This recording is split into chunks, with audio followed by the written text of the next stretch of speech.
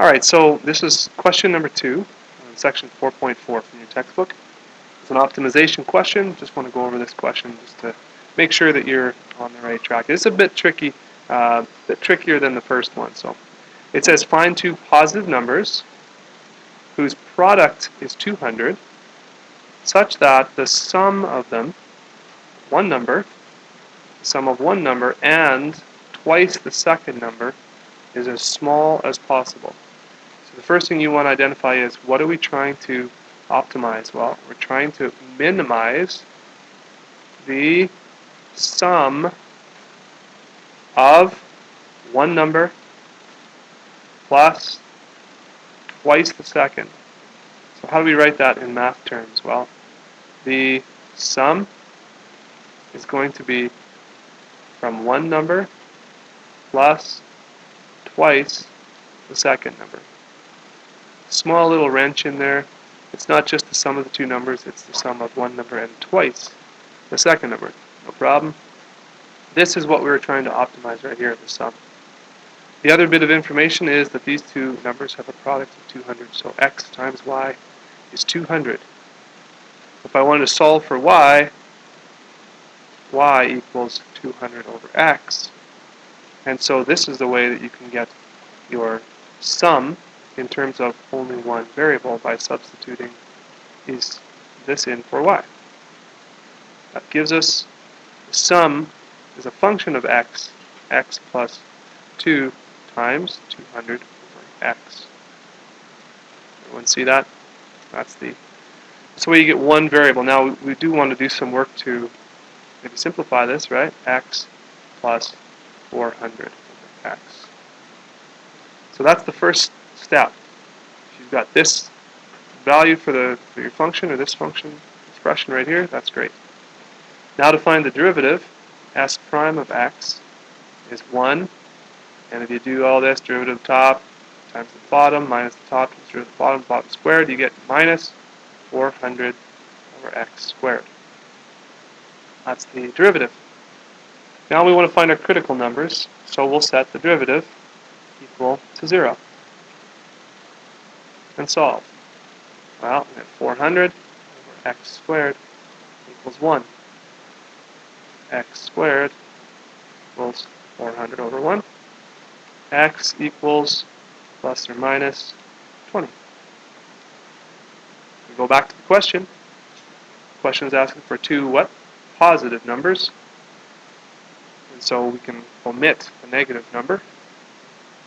So we're just looking at our critical number of x equals 20. Now this is going to either represent a maximum or a minimum.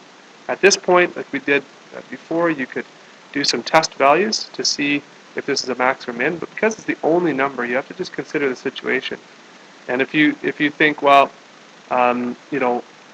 two numbers, are we looking for a maximum or a minimum? Well, we're looking for a minimum, and so with this one critical number, would it make sense that it would yield us a minimum value?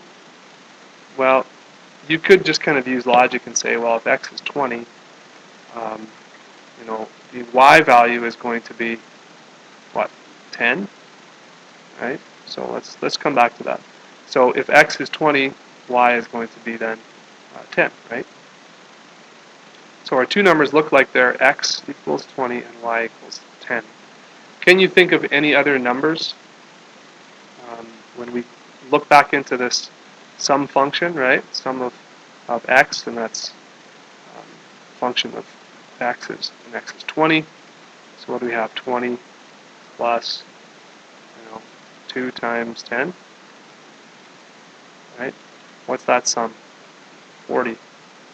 Can you think of any other numbers that are smaller than that? Or are there numbers that would make a larger sum? Like, for example, 200, right? What if you did 201, right? Or 102? Is the sum of one of the numbers and twice the second one? Okay, so let's say 200 plus 2. Well, that's 202. That's a lot bigger than 40 already.